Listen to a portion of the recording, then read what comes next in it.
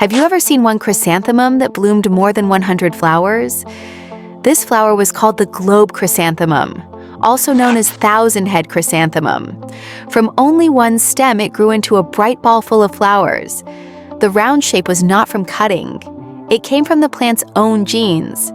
It was a natural design. The farmer was skilled at transplanting. With only one shovel, he moved the whole plant with roots and soil into a pot in just a few seconds. He estimated the soil by eye. If it was not enough, he added 1 or 2 more shovels.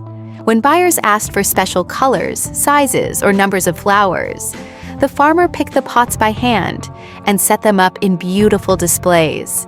These chrysanthemums were very popular in Europe, especially in Russia, Ukraine, and Uzbekistan.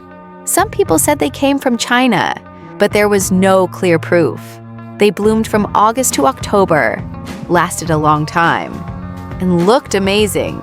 They were perfect for gardens, parks, and events.